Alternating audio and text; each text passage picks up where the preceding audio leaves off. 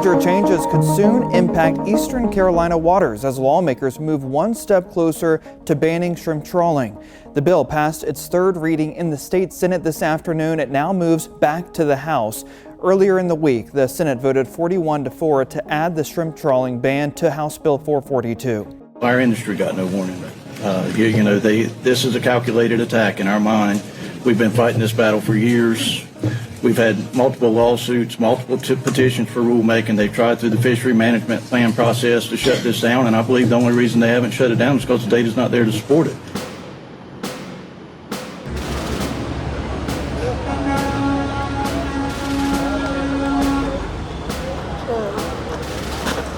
And now the end was near. Fishermen were headed to Raleigh to face the final curtain. North Carolina lawmakers have the entire shrimp industry in the palm of their hands. The heat index was 112. Yet, outside of the committee room, heads stayed cool and hearts grew heavy. Around 1,000 showed up to protest House Bill 442 and the cultural genocide shoved into the trawl ban amendment. Outside, there's the unified fishing community growing in numbers, filling in the steps of North Carolina's legislative building.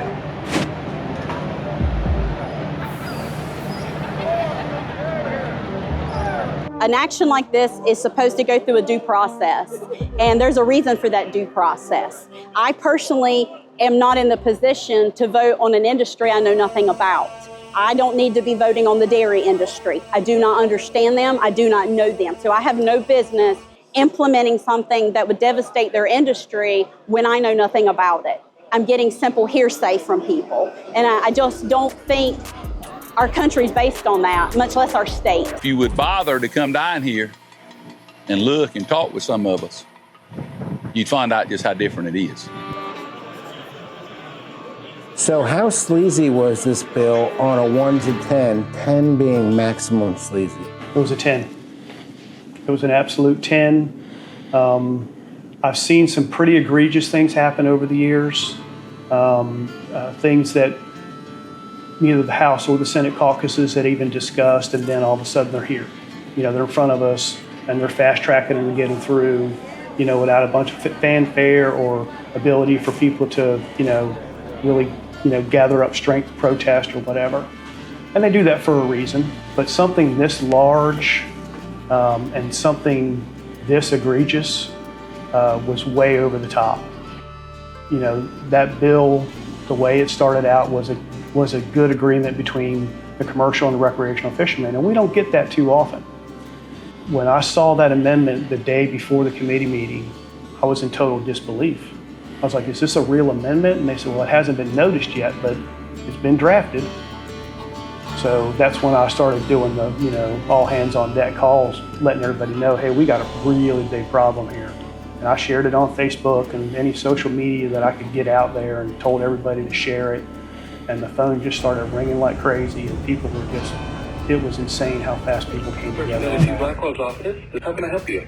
Hey, good morning. My name is Haley Stevens. I'm a fisherman in Volusia County, Florida. Hey, I won't keep you too long, so please vote no on the shrimp trawl in HB 442. I would recommend that we wait until studies are complete and we have best scientific information available for putting North Carolina watermen and women out of work, please. Yep, I appreciate you giving us a call. I'll pass the message along. Thank you so much. I hope you have a great day.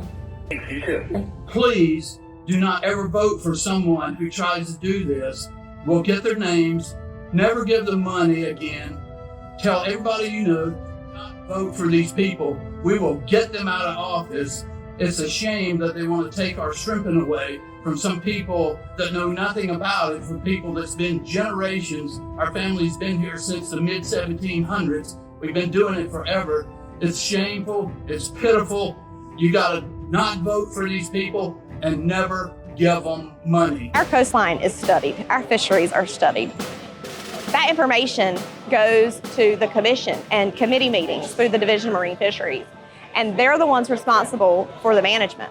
And they make decisions based on stakeholder input, economic impact, the science, all the things. And so basically, someone didn't like the answer and brought it to Raleigh and put it in front of senators that had very little information and literally no time to investigate.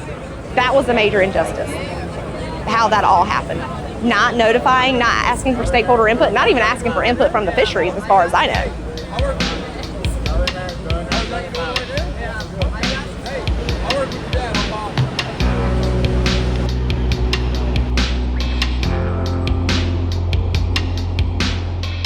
That takes a miracle right there. Folks, we don't flip a switch on an industry, because if we do it on shrimping, what do we do it on next? We're going to shut down the dry cleaners? We're going to shut down the gas stations? Are we going to shut down the people who go to work every day making an honest living because some branch of the government finally decides in some slimy backroom deal that they don't want to do this anymore? Well, by God, down east, we didn't ask them what they want to do. We want to fish. We want to do what the North Carolina Constitution says. We want to have the fruits of our labors.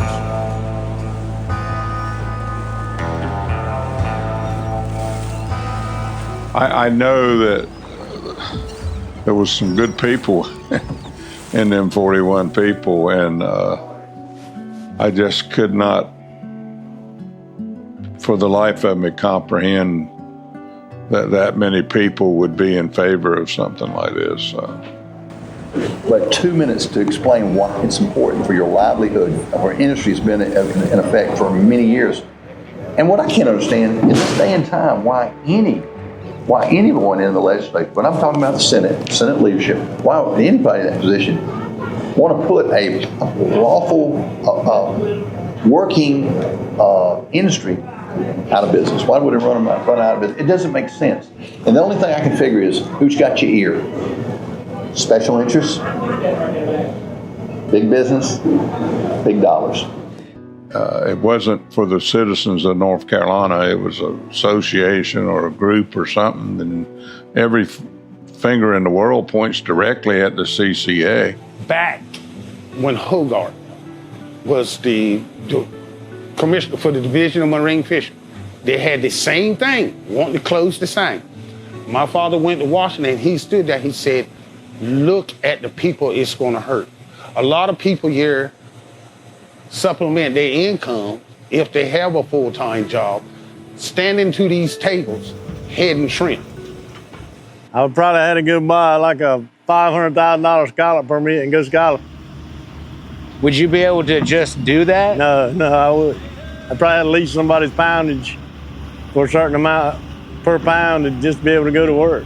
My husband scallops a few months out of the year on an Engelhard boat, but he comes back to shrimp every year, and that's also a big part of our income. So my husband losing shrimp trawling would put him in the only other thing he can do would be boat hopping up north, scalloping, and it would rip him away from our household for 3 weeks at a time rather than over the week and home on the weekends. How many people actually come here because they get good seafood here? The eating is as much a part of the coming here to good seafood, and all that's as much a part of coming here as the beach, as some of the other things. It doesn't get counted that way.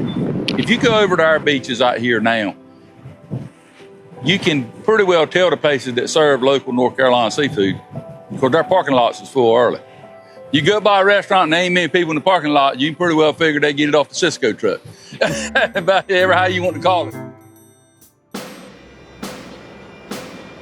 There is a chance there's going to be a very short season, but it's going to be there's going to be a limited entry with the number of boats that can actually shrimp in the ocean. You know, we'll probably sell a lot less fresh shrimp, and we'll probably sell more frozen shrimp. We may even have to branch out and start buying shrimp out of the Gulf. We're going to stay away from imported shrimp. I know that. So if we can't sell domestic shrimp, we're not going to sell shrimp. The thing that's being taken from them is, you know, the commodity not being available to them. I think those folks stepping up and supporting the industry, I think has really brought my morale up. Everybody step right up. How would you feel if you had just gone and bought a new boat to better yourself? And say you spent $150,000 to go get that boat. And you're getting ready to go shrimping, and all of a sudden, or people in our state body that represents, that's voted into office, comes along and says, no, we don't want you to go no more, you're done. Well, I mean, by the time I'm done, probably be, you know, well over 100,000 in it. And when you heard about House Bill 442, what was your immediate reaction when thinking about your boat? Well, it was sickening. I've been rigging on this boat, you know, and we only heard about it a couple days before they were trying to shove it through. And it was like somebody took 75% of my drive right out, you know, rigging up and getting ready. And so, yeah, it was concerning. That's a terrible feeling. Well, I just bought this boat, you know, I've got right much invested in it. You know, obviously I got a net reel on it right now, but I got shrimp rigs for it, and that would mess me up. And I work on other boats and shrimp, so that would mess me up. Good people can do bad things at a time, and they definitely did a bad thing.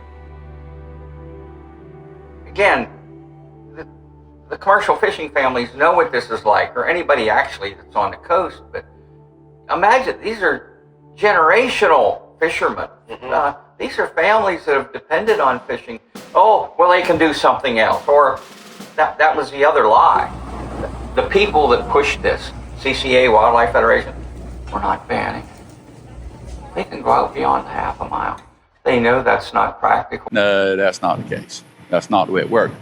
But once you take that half mile in, and the sound, it's a huge portion, and these are small, like I said, boats that sail here are small boats that don't work in the ocean. So roughly 75% of the shrimp landed in North Carolina are from state waters. State waters encompass all internal waters and the ocean, from the shoreline out, reaching 3 nautical miles. North Carolina House Bill 442 has a provision in it prohibiting trawling off of the shoreline half a mile. Limited time frames and areas will not support the shrimping industry year-round. The judicial execution of the shrimping industry is still on the conference room table. While the fishermen and their families play the waiting game, they must return to Raleigh the next day.